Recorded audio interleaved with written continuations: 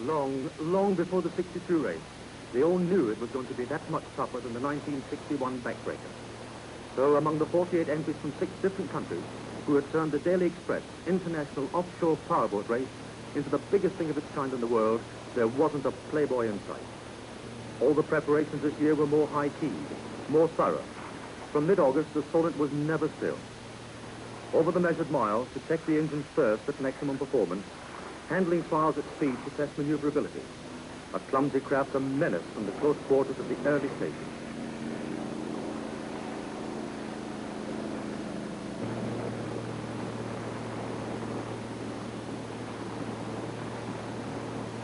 The angular Anglesey, designed by Upper Fox for Cedric Potchin, undismayed by last year's dismal showing when she didn't get across the starting line.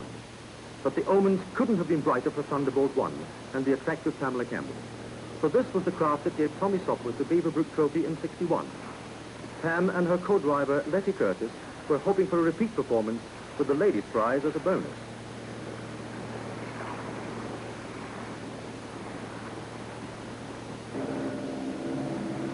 But the unknown factor was the big, bold Tramontana, designed for Dick Wilkins to the uttermost limit of the rules. Anxious rivals noticed gloomily that she was clocking up a daunting number of knots in her pre-race trial. The brains that produced some of the world's fastest, sleekest cars helped to create this one. John Coombs of Jaguar got together with Ernie Fraser to build the aluminium Cheetah 1, with the sights on the old British prize. And all that remained was to paint the race number on her sights.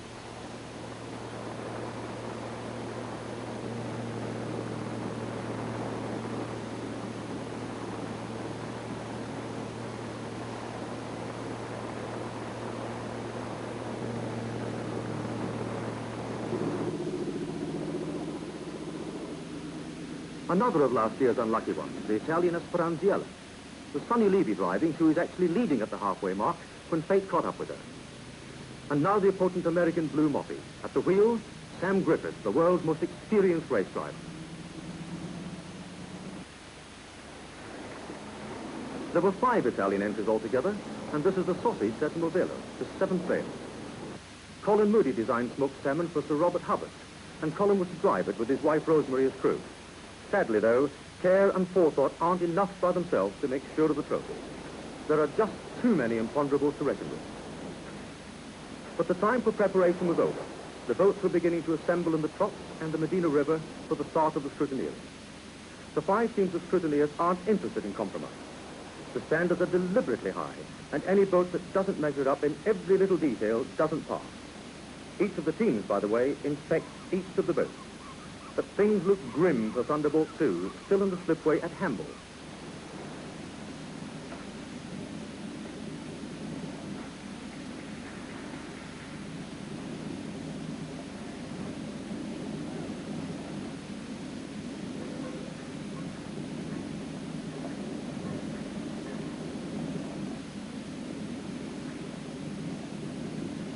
The Italian contingent did the most sensible arrangements. They brought their own depot ship from Anzio, with all their spares and all their mechanics. It took care of all their accommodation problems into the bargain.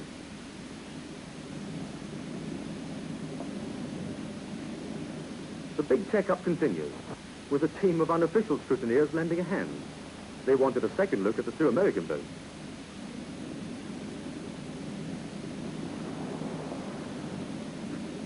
For poor Tommy Sopwith, alas, the time had run out. Many unforeseen last-minute difficulties had put his program completely out of joint, and the 1961 victor had to make his own way Torquay as a spectator this time. He kept working until it finally became clear that he just wasn't going to make it across to the Scrutineers in time.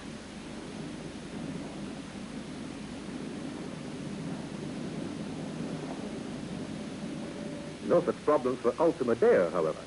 Her mechanic reported himself well pleased with the 3 snarling Maseratis which Renata Levy had crammed into that bright red hull for Dr. Giovanni, known as Johnny Agnelli.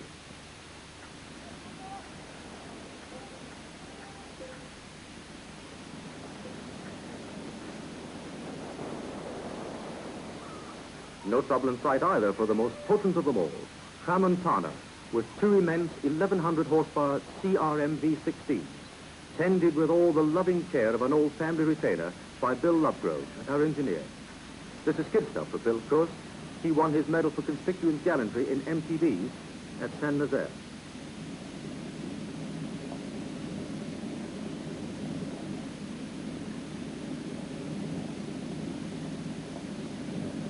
Came the dawn. Saturday, September the 8th, the day of the race, and only a little while to wait. The boats fill up for the last time. It's always a problem, this. You can't turn your craft into a floating petrol tanker. But time and again in last year's event, boats dropped out because someone had guessed short on the fuel. And in spite of these examples, there were not a few this year who fell into the self-same trap.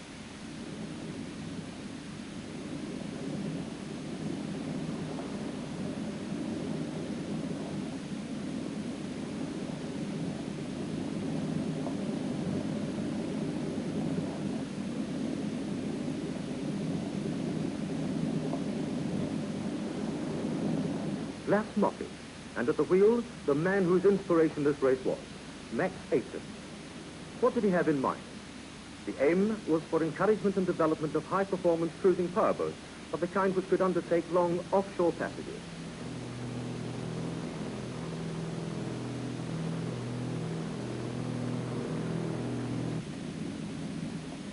Only a few minutes now before the starting gun, and the huge crowds spill out over the esplanade and green. Not even in Cowes Week, with the added attraction of Prince Philip getting a ducking, were there so many people packed along the front.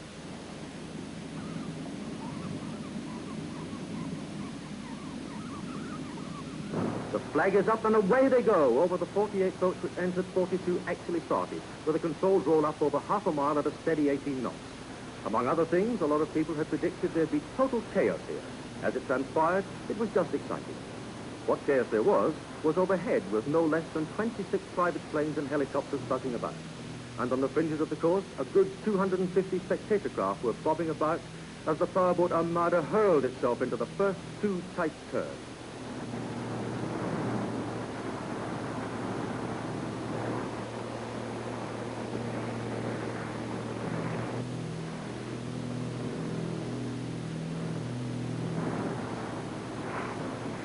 Dr. Savundra's big and very fast Jackie S set a hot pace. He chased, caught, and passed Sir Robert Hubbard in Lobster Thermidor.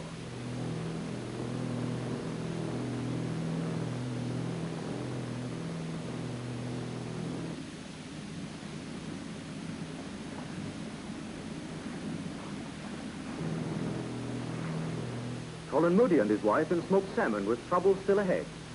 Lindsay Chase speaking for Southsea. The first 3 miles took 3 craft out of the race.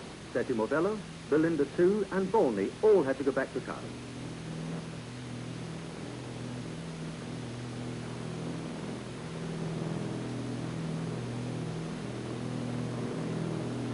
At Southsea, Blue Moppy had actually passed the surprise Tramontana. That was at 19 minutes past 10.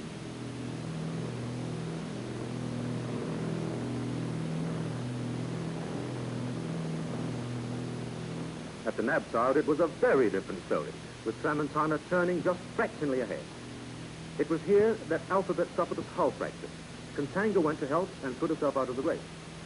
Pamela Campbell, hot on the heels of Asperanziella, and in its turn, Asperanziella was hot on the heels of Blue Moppy. This Italian boat had proved her capabilities in rough weather last year, and for a while it looked as though the evil fortune which dogged her would drag up this year. But Blue Moppy kept her and Ultima Dea, her stable companion, at bay. There were ironic cheers from the Tramontana supporters on boisterous ferocity.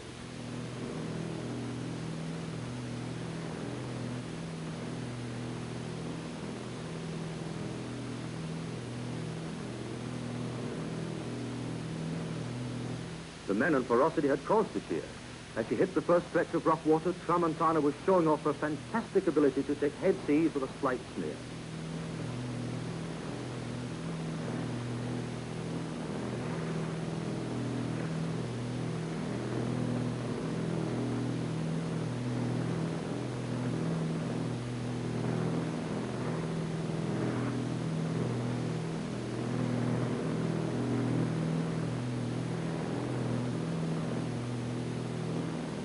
Still running away from the Nab and into Sandown Bay to take the next turn there. Off St. Catherine's Point round the back of the island, the wind was westerly and at 20 knots, with the sea up to 6 feet and, as usual, short, steep and very unpleasant. But none of this seemed to bother the veteran Sam Griffith in the least.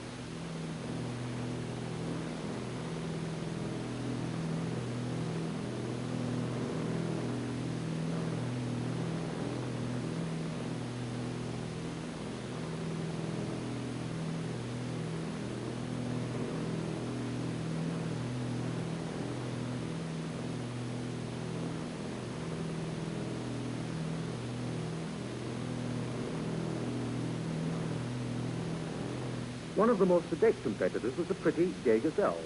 She took her own time and was content to win the Concours d'Elegance. No one could call Tramontana pretty, but as she strode off towards the Needles and more bad weather, this didn't seem to have upset her. Jackie S., followed by Esperanziella, was also giving up a bet. These two, in fact, were lying fourth and fifth at this point.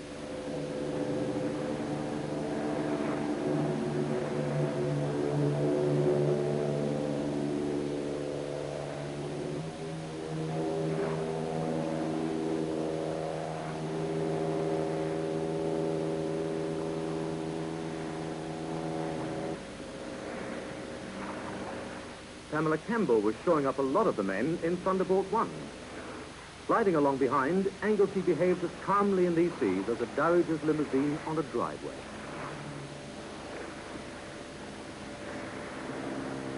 Peter Twist now, in the Fairy Huntress. He'd obviously decided to drive to a set plan, and come what may, he was sticking to that plan.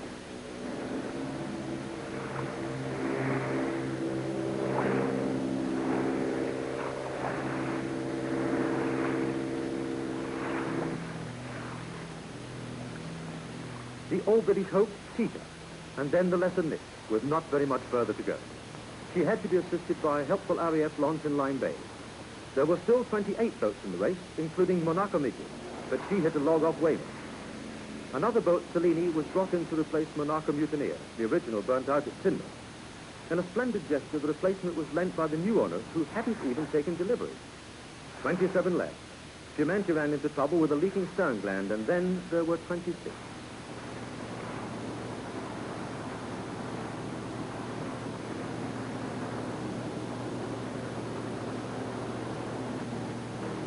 Into Weymouth Bay, and half the race is now over.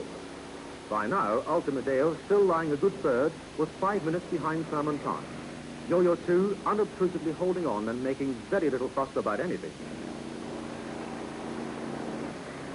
Max Aitken in Glass Moppy was lying 8th, and not too far behind, as sedate as ever came Anglesey. But by this time, even the most optimistic must have realized that however hard they tried, there was no longer the slightest chance of overtaking the mighty Tramontana, as she went roaring on towards Portland Bill, and beyond that, the uncertain 45 miles across Lyme Bay.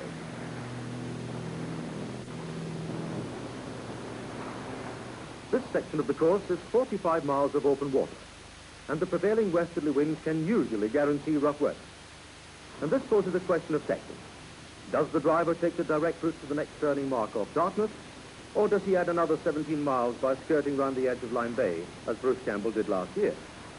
Then he found quiet waters and saved 20 minutes. This year, wind dropped halfway across, favouring the bold, direct course.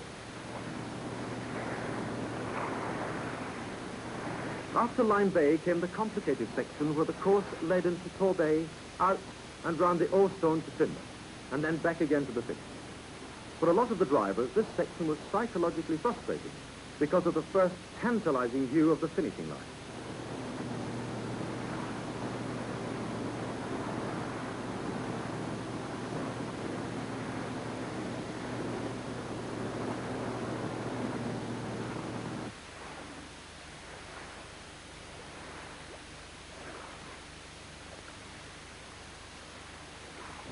The huge crowds who'd waited and watched all day long down at Torbay were now beginning to get a little restless. They'd been following the race through a commentary which had been given out all along the south coast. At the Royal Torbay Yacht Club, which marked the finishing line, the officials were waiting too, just as impatiently. But last year, they'd had to stand around for 7 hours.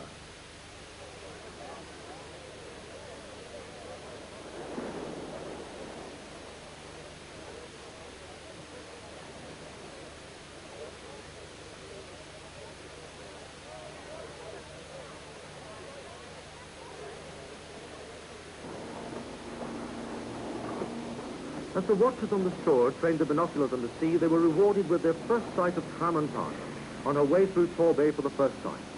She still faced that extra long loop tacked onto the coast, 7 miles up to Teignmouth, and then back to the smooth waters of Torbay at a steady 50 knots. Now, nothing short of a miracle could have given Blue Moppy the race. And since Providence didn't choose to intervene on Sam Griffith's behalf, there was no miracle.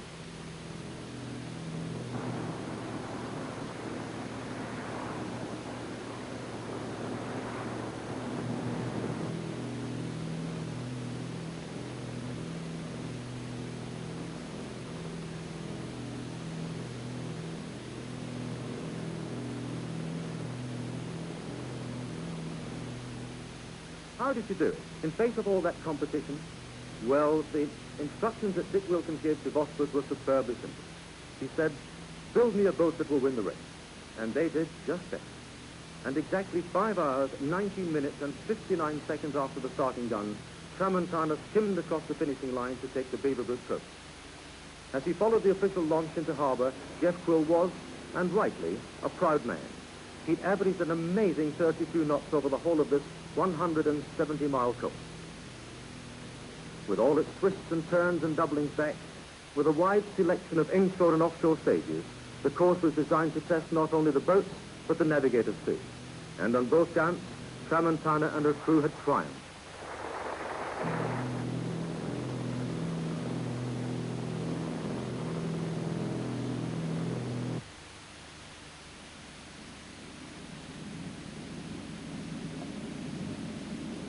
"16 minutes later, Blue Moppy. In the last 30 miles of the race, Sam Griffiths had pulled back 8 minutes. All the same, there were certain compensations. When the final results were posted, the two Bertram boats, Yo-Yo 2 was the other, were seen to have acquitted themselves more than well. The most unhappy twist of the race fell to the lot of Ultima Deo.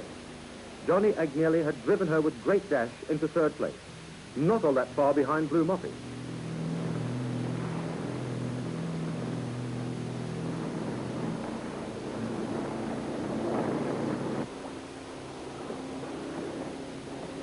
Lindsay chased the diesel boat, headed for Teignmouth, and coming the other way in fourth position, the bearded Jimmy Wynne, pushing the imperturbable little Yo-Yo 2 along for all she was worth.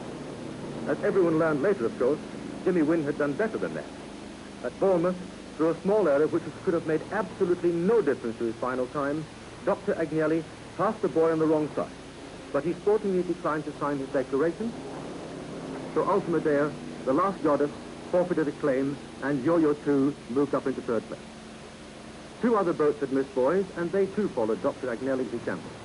Esperanziella, limping but still game, and Jackie S. But all three received special awards to mark their fortune. The closest duel was between Anglesey and the determined Pamela Campbell and Thunderbolt 1 over the last leg of the course. But Anglesey didn't run out of fuel, and Thunderbolt did. In the final placings, Anglesey, number 7, was placed 7th.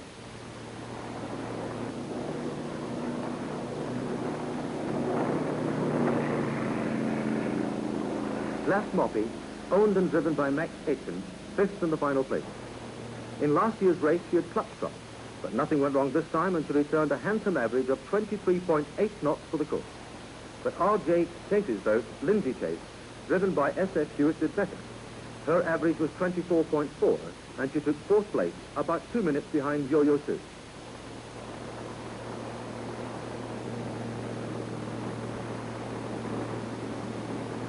Just under 2 minutes after Glass Moppy came Major C.H. Chichester Smith's Fairy Huntsman, driven by Charles Curry.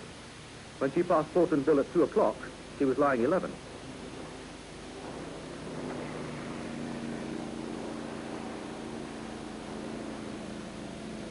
Anglesey, by the way, was not to enjoy the fruits of her success. She sank in a gale in Torbay Harbor a few weeks after the race. Why did they go in for this race with its soul-shaking, muscle-aching 170 miles of worry and fatigue?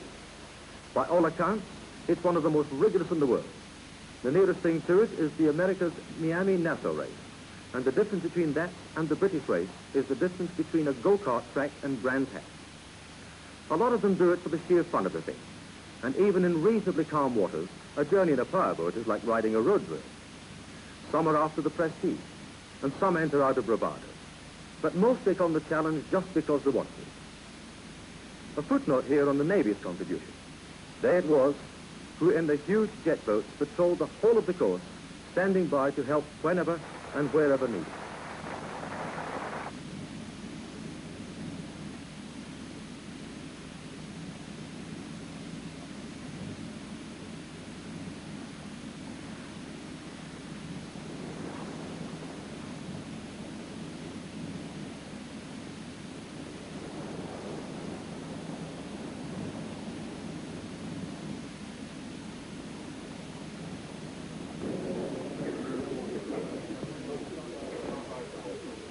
That evening, in the old Spanish barn at Torquay, the reception. And Mrs. Max Aitken presents the award. for the patriotic Dick Wilkins to check in the trophy. Patriotic? He sponsored Tramontana just to make sure that the top prizes stayed in Britain.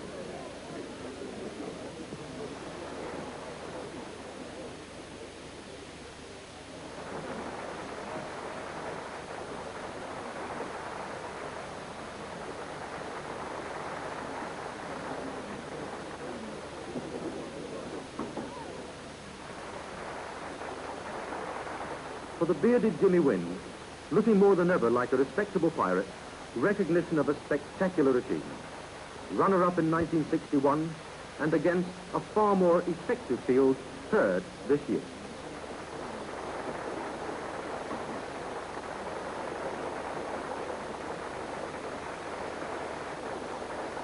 For the rest of the night, well-deserved revelry.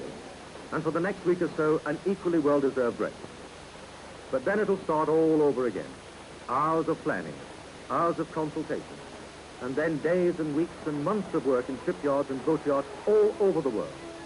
New engines to test, new hull forms to try out. Those who failed this year will try again next year. And those who took the top places will want to make sure that they keep them in 1963, when it's hurry west again in the Daily Express International Offshore Powerboat Race.